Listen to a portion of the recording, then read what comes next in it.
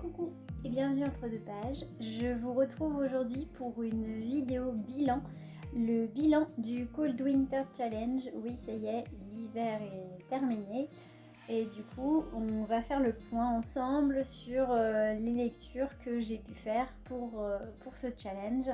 Donc on va commencer tout de suite avec le menu magie de Noël. La première sous-catégorie c'était Under the Mistletoe, donc lire un livre qui était en rapport avec le feel-good, une romance qui se passe à Noël.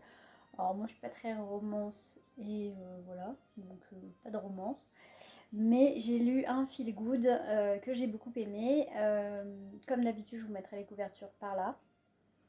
Donc c'était Il est grand temps de rallumer les étoiles de Virginie Grimaldi. En plus ça se passe en Scandinavie, donc il y a quand même un lien avec l'hiver. C'est une lecture qui m'a beaucoup plu. Ça a été le seul livre que j'ai lu pour cette sous-catégorie. La catégorie suivante c'était raclette. Alors là c'était famille, amis et secrets. Donc là j'ai lu plusieurs livres en lien avec ce thème-là.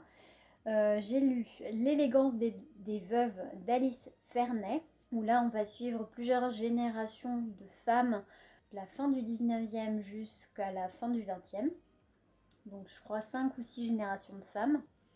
Donc on est bien dans la thématique famille sans souci parce qu'on suit les femmes de la même famille. C'était une bonne lecture, sans plus, c'était pas un coup de cœur, mais ça m'a bien plu. Sur la thématique famille encore, j'ai lu Là où vont nos pères de Shontan, qui est une BD. Donc là pareil, on est sur vraiment la thématique famille, avec il y a un petit secret, mais c'est une BD sans texte, alors on ne sait pas trop, mais on n'a pas trop d'éléments textuels, mais les graphismes sont très beaux, le ton est sépia. Le ton des dessins est sépia. C'était une très jolie BD, très émouvante, sur une famille qui se retrouve déracinée. Et ça m'avait vraiment plu. Le troisième titre que j'ai mis dans cette sous-catégorie, pour le côté famille et succession de générations, c'est Des milliards de tapis de cheveux de Andreas Eschbach, un livre de science-fiction avec plusieurs générations de tisseurs qui vont se succéder. C'est ce côté générationnel en fait qui m'a fait le mettre dans cette sous-catégorie. C'était une très bonne lecture, vous le verrez prochainement en point lecture je pense. Et puis voilà. La troisième sous-catégorie de ce menu, c'était Danse de la fée dragée. Donc là, c'était onirisme, rêve et SFFF. Je vais mettre sans surprise un livre que j'avais prévu de lire et du coup, je l'ai lu. C'était Quelques minutes après minuit de Patrick Ness. Je vous laisserai en barre d'infos mon point lecture de décembre par rapport à ce livre. Ça a été un énorme coup de cœur, une grosse claque. C'est vraiment le signe, je ne dois retenir qu'un seul livre de ce menu, en fait c'est celui-ci. C'est vraiment un livre très émouvant qui m'a fait beaucoup pleurer, mais qui a été vraiment une grosse claque et un gros coup de cœur du mois de décembre.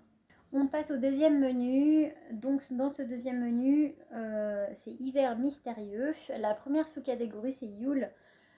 Tout ce qui était en rapport avec la mythologie, les légendes et la divinité. Donc le premier, sans surprise, donc c'est 2 lectures que j'ai faites en décembre, de très bonnes lectures, voire un coup de cœur, presque coup de cœur pour le premier. Donc le premier c'est Circé de Madeleine Miller, que j'ai lu en lecture fleuve, on va dire un chapitre ou deux, enfin un chapitre par jour. Qu'est-ce que c'était bien. C'était une très très très très bonne lecture, un presque coup de cœur. Je vous laisserai aller voir mon point lecture en barre d'infos. Vraiment, si vous aimez tout ce qui est mythologie grecque, si vous aimez la figure de Circé et que elle vous intéresse, si vous aimez Charybdis et Scylla, si vous aimez Jason et les Argonautes, si vous aimez Ulysse, si vous aimez toutes ces figures mythologiques dont on entend parler, qu'on connaît comme ça, si vous avez envie d'avoir le point de vue de cette autrice sur la figure de Circé, qui est vraiment très très bien ficelée dans ce roman. C'est un roman assez contemplatif, faut le savoir. C'est pas quelque chose, il se passe beaucoup de choses, mais c'est pas rempli d'action non plus. Il y a vraiment une forte dimension sur le lien de Circé avec ses différents compagnons, sur le lien de Circé avec son fils. Et il y a vraiment, oui, cette dimension aussi maternelle qui est très très forte dans ce roman. Et ça m'a donné envie d'aller lire Le Chant d'Achille. Une bonne pioche pour moi. Deuxième livre dans cette sous-catégorie, c'est les Percy Jackson. Là encore, j'en ai parlé dans mon point lecture de décembre que je vous laisserai en barre d'infos. J'ai lu les 4 premiers. Ça a été une très bonne lecture que j'ai fait en parallèle quasi avec Circé. Et du coup, c'était marrant de voir les différentes visions de la mythologie par les différents auteurs. C'est de l'aventure, c'est du roman ado, il y a plein de péripéties, il y a des courses-poursuites dans tous les sens, il y a des complots, il y a un lien très fort avec la mythologie, avec chaque tome ayant son dieu phare, très divertissante, qui se lit extrêmement facilement. La deuxième sous-catégorie de ce menu, c'était Reine des Neiges. Donc là, on était sur femmes de pouvoir, féminisme, sorcières. Là, j'ai mis essentiellement des femmes de pouvoir et des choses qui tournent autour du féminisme parce que les sorcières, pour moi, c'était très axé automne quand même. Donc le premier, bien sûr, c'est La Reine des Neiges de Andersen, que j'ai lu, qui a été une déception un peu. Enfin, c'est pas une super lecture. Andersen, c'est pas mon truc en fait. Je me suis aperçue que j'adhère pas forcément au côté très emprunt sur la morale, une certaine morale aussi. Et c'est assez daté au niveau du style. Donc ça m'a pas plus convaincue que ça par rapport à ce que je me souvenais de ce que j'avais lu étant enfant, des adaptations, des choses comme ça. Après, des livres qui m'ont beaucoup plus convaincue, 3 livres. Il y avait le tome 2 de Culotté, qui est une BD avec des mini-biographies sur des femmes plus ou moins célèbres, en fait, qui ont marqué leur époque et leur domaine. J'ai beaucoup aimé cette BD, j'ai trouvé ça très intéressant. Ça m'a donné envie d'en aller voir plus sur ces femmes. Et puis les graphismes sont très chouettes, c'est très coloré, très vif. Le suivant, c'est une très bonne lecture, c'est La Reine des lectrices de Alan Bennett. Donc là, on est clairement sur une femme de pouvoir parce qu'il s'agit d'Élisabeth II d'Angleterre. Voilà, donc comme femme de pouvoir, je pense qu'on est bien. Et en fait, c'est la reine d'Angleterre qui se découvre une passion pour la littérature et qui du coup néglige ses devoirs royaux. Donc c'est assez drôle, c'est très caustique. Et du coup, à l'admettre, c'est engouffré dans la brèche et on a fait une fan de lecture qui va être un peu malmenante vis-à-vis de son entourage par rapport à ça. Donc c'est assez drôle. Ça m'a bien fait rire et j'ai passé un vraiment bon moment avec ce roman. Et mon gros coup de cœur de la sous-catégorie, il fait partie des livres en fait que je garderai sur ce menu. C'est La Servante écarlate de Margaret Atwood que j'ai relu. C'était une claque encore monumentale. J'avais adoré ce roman que j'avais lu au lycée. Et là, je l'ai redécouvert dans la version audio. C'est monumental en fait. C'est vraiment un livre à lire, une expérience de lecture extraordinaire. Un personnage que j'ai adoré parce que c'est une femme forte mais terriblement humaine avec des réactions. Elle n'a pas des réactions d'héroïne quoi. Et moi j'aime ça en fait dans les personnages, avoir cette espèce de fêlure où on sent que, ben oui, elle gère sa vie comme elle peut et elle essaye de survivre en fait à l'univers dans lequel elle évolue et c'est déjà pas mal quoi. On peut pas lui en demander plus parce que là, en gros, elle est pieds et poings liés dans cet univers absolument oppressant et terrible pour les femmes. Ça m'a confortée dans mon amour de Margaret Atwood, dans son style très incisif avec des phrases très courtes. C'est très percutant. Ça se lit extrêmement bien à lire. Découvrez La Servante écarlate. Bon, par contre, c'est très noir et c'est glauque. Hein. Donc, si vous n'avez pas trop le moral, n'y allez pas tout de suite. Hein. Attendez d'avoir quand même être dans un bon mood pour le lire parce que c'est quand même très plombant comme histoire. Ensuite, la dernière sous-catégorie de ce menu, c'est New Year, New Me. Donc là, on était sur la métamorphose, l'évolution, la transformation. Le premier livre que j'ai lu par rapport à ça, c'était en janvier, je crois, début janvier. J'ai lu en audio le 3e tome de Indiana Taylor, Lune d'automne, de Sophie Audouin Mamie-Cognan. Ça se lit, c'était sympa, mais après, sympa sans plus, quoi. Plus ça avance, en fait, plus je me dis que c'est vraiment une série dont je garderai pas un souvenir impérissable. Là, c'était centré surtout sur le personnage de Katerina et sur sa transformation. On a encore pas mal de choses sur les vampires aussi dans ce tome-là, donc ça rentre bien dans la sous-catégorie, mais c'est vrai que c'est très long quand même, hein. C'est délayé comme livre. Ensuite, on avait sur le côté transformation, métamorphose, et puis aussi évolution du personnage, Podum de Hubert et Zanzine. Super BD, un gros coup de cœur, vous le verrez dans mon point lecture, dans un des points lecture qui va arriver tout bientôt. J'ai vraiment adoré cette BD, c'est franchement un gros coup de cœur. Je pense que sur ce menu, si je devais garder 2 livres, ça serait La Servante écarlate et Podum. Et peut-être Circé. J'ai beaucoup aimé cette plongée dans l'Italie du XVIe.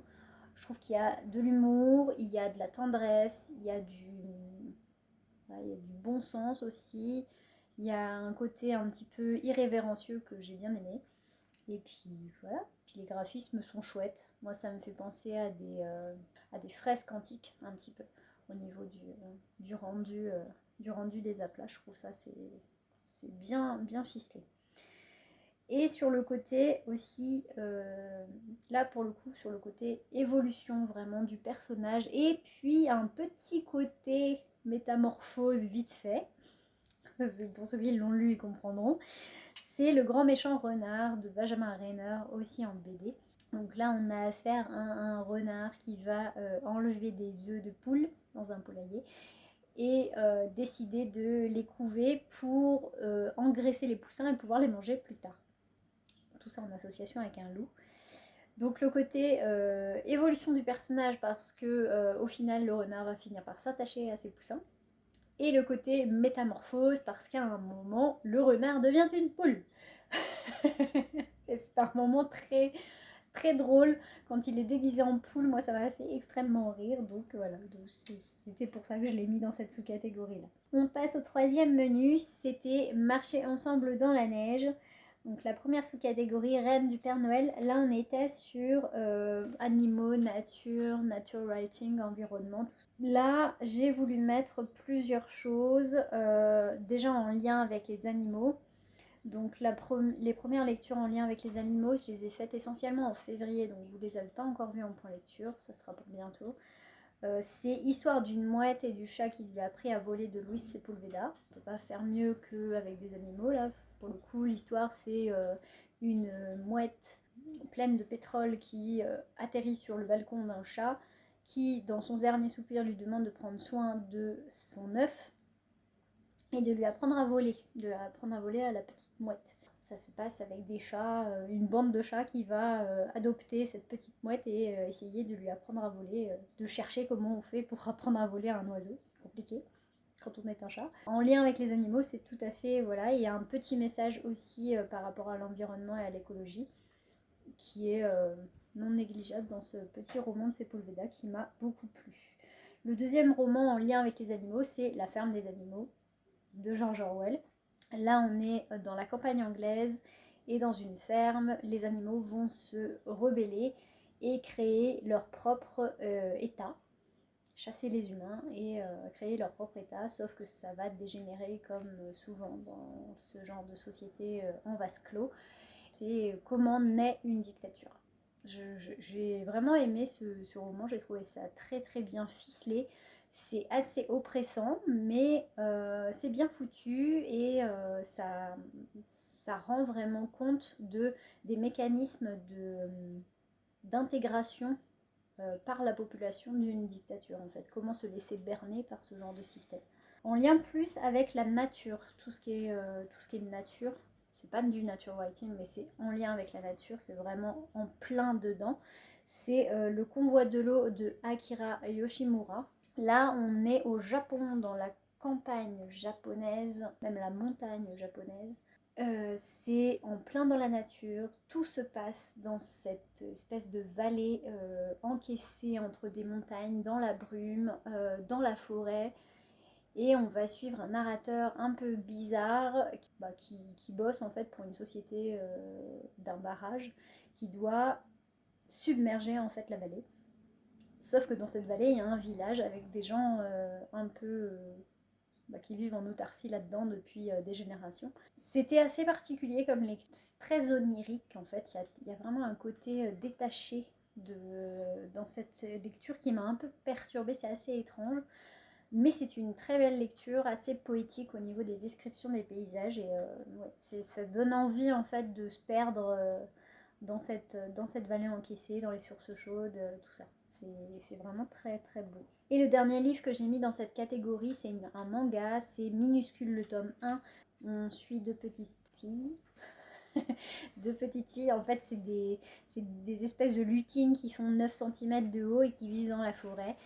Il y a vraiment un gros lien avec la nature parce qu'elles se servent de tout leur environnement pour se faire leur maison, pour leurs ustensiles. Enfin voilà, il y a vraiment tout un lien avec la nature. Et c'est très très mignon. J'ai beaucoup aimé et j'ai hâte de lire la suite.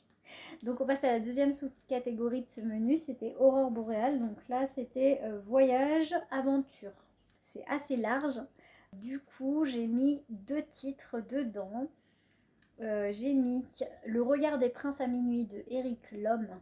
Vous verrez mon point lecture de décembre, c'est un de mes coups de cœur de la fin d'année, j'ai beaucoup aimé.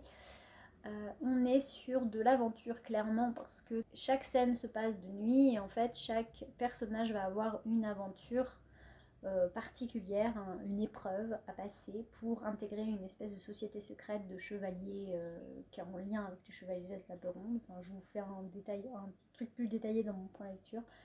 Et ça a vraiment été, comme toujours avec Eric Lhomme, une grosse clacasse et c'était très très très très très bien. Allez lire Eric Lhomme parce que c'était très chouette.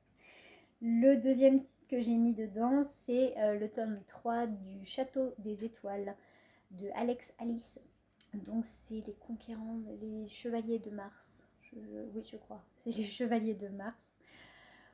Parce que, aventure voyage, un truc qui se passe entre la Bretagne et la planète Mars, comment vous dire qu'on peut difficilement faire mieux en termes de voyage. Et puis il y a un côté voyage dans l'espace et c'est vraiment de l'aventure parce qu'on a des courses-poursuites, on a des fusillades, on a vraiment un rythme assez effréné qui est celui d'une aventure. Et des superbes graphismes au ton pastel qui sont très très beaux. La troisième sous-catégorie de ce menu, c'était Carol of the Bell. Ça, c'était un roman choral, donc à plusieurs voix. J'en ai mis 2.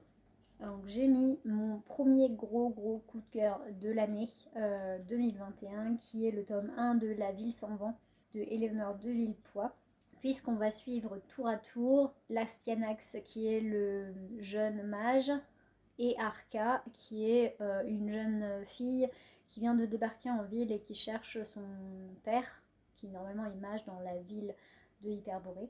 On alterne les 2 points de vue, donc pour moi ça marchait bien. Au niveau roman choral, bon c'est sûr il n'y a pas 50 personnages et 50 points de vue, mais il y a quand même les 2 et du coup on va suivre l'histoire en alternant ces 2 points de vue là et je trouvais que ça marchait bien. C'est une très très belle histoire, un roman de fantasy comme j'en ai lu peu en jeunesse et ça faisait longtemps que j'avais pas eu un coup de cœur pareil pour un univers. Le deuxième roman que j'ai mis dans cette sous-catégorie, c'est L'Anomalie de Hervé Letellier, puisque on va suivre des personnages. C'est assez particulier ce roman, c'est le Goncourt de 2020 qui m'a été offert à Noël. Et en fait, dans ce roman, on va alterner les points de vue de, je sais pas, une quinzaine de personnages à peu près. Et après, à chaque fois, on va avoir leur vision des choses et aussi leur souvenir par rapport à cet événement qui est l'arrivée de cet avion double dans le ciel. et son atterrissage, machin, les vies en fait de chaque personnage et de leur double. C'est assez particulier hein, comme roman. Et du coup, il y a vraiment 15, enfin, je dis 15, mais peut-être une dizaine, je sais pas 15, mais une dizaine de points de vue différents dans ce roman, donc ça rentre bien dans la sous-catégorie. On passe au dernier menu obligatoire, qui est Hiver obscur. Première sous-catégorie, fantômes des Noëls passés. Donc là, on était sur fantômes, voyage temporel, jeu avec les époques. J'ai mis 3 livres dedans parce que pour moi, ça rentrait bien dans cette sous-catégorie. Donc le premier, c'est Cassidy Blake, le tome 1 de Victoria Schwab. Cassidy Blake, c'est une une ado qui voit les fantômes. Donc là, à partir de là, voilà. L'histoire va se passer à Édimbourg. Elle a son meilleur ami qui est un fantôme. Donc voilà, ça marche plutôt bien dans la sous-catégorie. J'ai plutôt bien aimé ce tome, notamment le voyage, les descriptions du périple dans Édimbourg. J'ai bien aimé et c'était un petit roman jeunesse assez sympa au niveau de l'intrigue, un petit peu enquête. Le roman suivant, c'était L'Ordre de Prométhée de Séropar S. Je sais pas trop, je sais pas dans quel ordre mettre les initiales, qui m'a été envoyé par l'auteur. C'est un roman auto-édité. Alors là, pourquoi dans cette sous-catégorie là? Parce qu'on va avoir Athénaïs, une jeune femme qui est motarde, qui après un accident va revivre des moments de ses vies antérieures, donc jeu avec les époques forcément, puisqu'elle elle a été noble au Moyen-Âge et puis à la Renaissance, je crois. Donc il va y avoir une histoire de société secrète puisqu'elle fait partie d'une catégorie de personnes qui se souvient de ses vies antérieures et qui en fait fait le bien d'une génération à l'autre au fil de ses vies successives.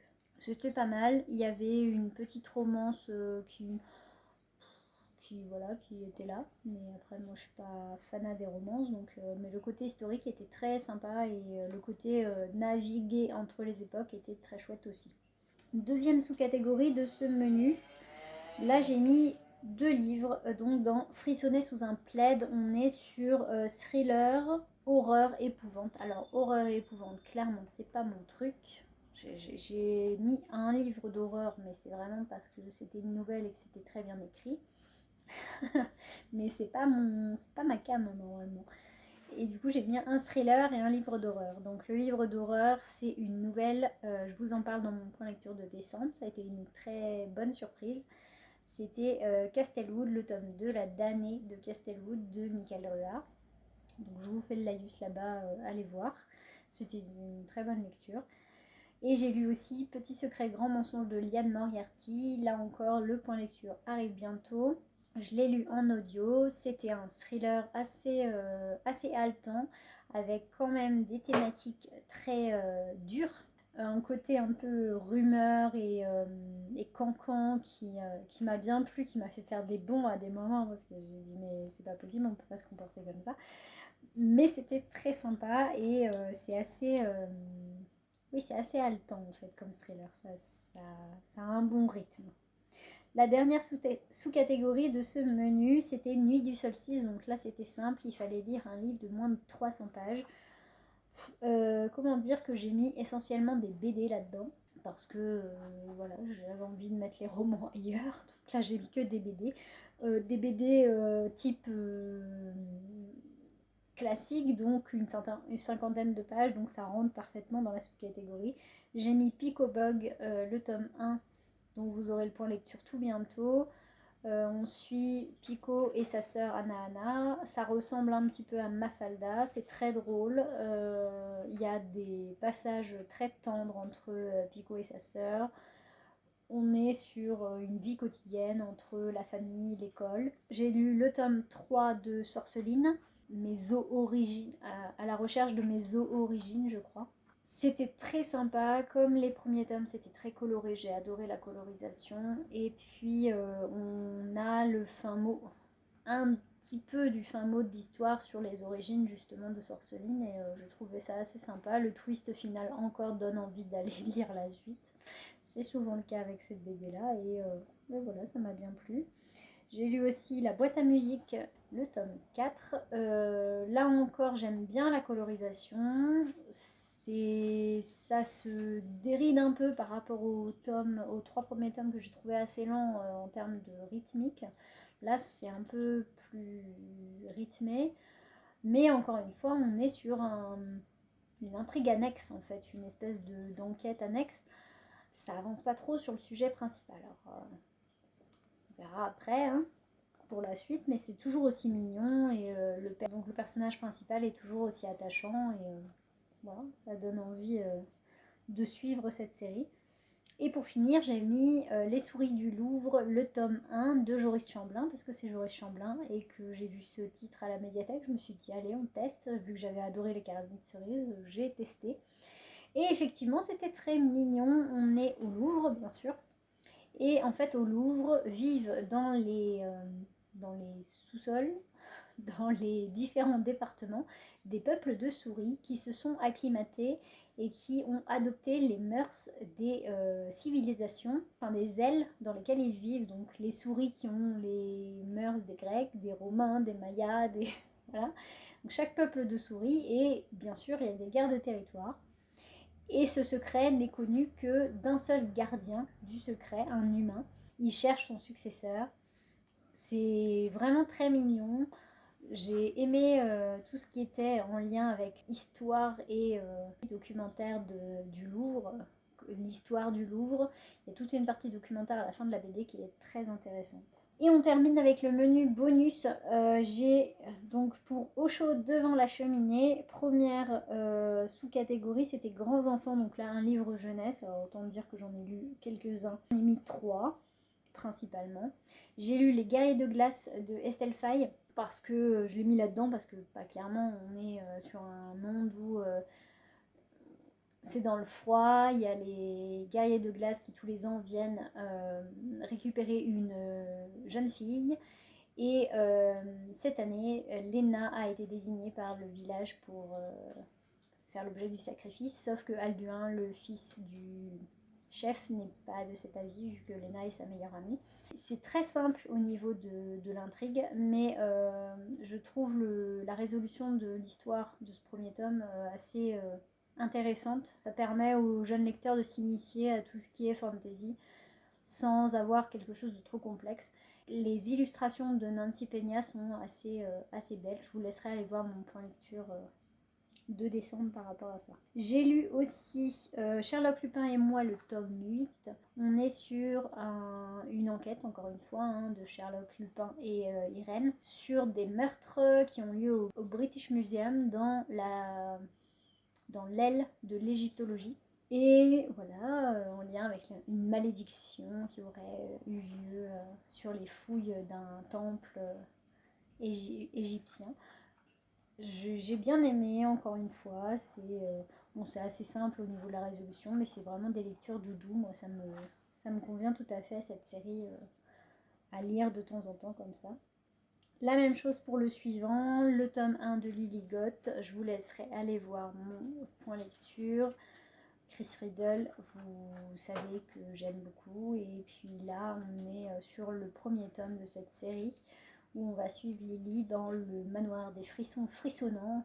Ça parle de vampires, ça parle de courses de vélo, ça parle de jardin secret, ça parle de souris fantômes. C'est déjanté, mais moi j'aime bien.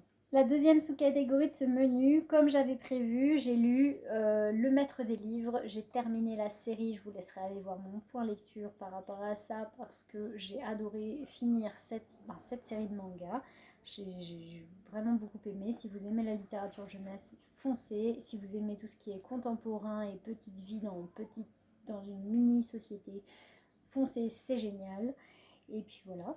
Donc ça m'a beaucoup plu. Et pour aller sur le thème illustration en lien avec l'hiver, quand même, j'ai lu Nos embellis de Gwenola Morizur. je le passe en point lecture bientôt. Ça a été une lecture très intéressante qui se passe en Auvergne, en hiver, dans un gîte, et qui est un peu un roman, une BD doudou qui fait du bien au moral. Et la dernière sous-catégorie, c'était chocolat chaud. Donc là, c'était un livre qui fait du bien. Donc moi, ce qui me fait du bien, c'est de replonger dans certaines histoires qui m'ont plu quand j'étais gamine. Donc j'ai lu avec plaisir la BD de Pénélope Bagieux sur le roman de Roald Dahl, Sacrée sorcière. Je vous laisserai mon point lecture de décembre en barre d'infos, ça a été une très bonne lecture. J'ai vraiment beaucoup aimé les graphismes très punchy de cette BD et retrouver cette histoire où un petit garçon se fait transformer en souris par des sorcières. Très, très agréablement surprise par cette adaptation BD qui m'a donné envie d'aller revoir le film. La même chose pour Le Jardin secret de Frances Hodgson Burnett que j'ai relu. Donc c'était une relecture. J'ai adoré cette atmosphère. On va suivre une petite fille qui revient des Indes où elle est née suite à la mort de ses parents. Elle va être catapultée dans le manoir anglais de son oncle qu'elle ne voit jamais, et au final sur la lande anglaise elle va apprendre à s'aimer tout simplement et à aimer les autres, et elle va prendre soin d'un jardin secret. J'ai vraiment adoré ce livre, cette relecture, et j'ai même revu le film que j'adorais étant gamine, l'adaptation ciné qui a été sortie dans les années 90 que j'avais adoré. Et voilà, c'est terminé pour ce bilan du Cold Winter Challenge. Donc j'ai validé tous les menus et toutes les sous-catégories, tout va bien. J'atteins le mordu de l'hiver, hein, sans problème, puisque je suis à plus d'une lecture par sous-catégorie, donc ça passe tout seul. Après, j'ai lu beaucoup de graphiques, bien sûr, mais je suis assez contente de moi quand même sur ce Cold Winter. Il y a eu beaucoup de sous-catégories sur lesquelles j'ai eu de belles surprises. Concrètement, c'est vrai que les gros coups de cœur, il n'y en a que quelques-uns, mais après, globalement, j'ai pas eu de très mauvaises lectures, donc c'est plutôt une belle saison grâce à ce challenge. N'hésitez pas à me mettre en commentaire vos bilans. Qu'a donné votre Cold Winter Challenge? Avez-vous participé, et puis qu'est-ce que ça a donné à la fin? Est-ce que vous avez fait de belles lectures pendant ces mois d'hiver? Et puis on se retrouve tout bientôt pour la prochaine vidéo. Salut!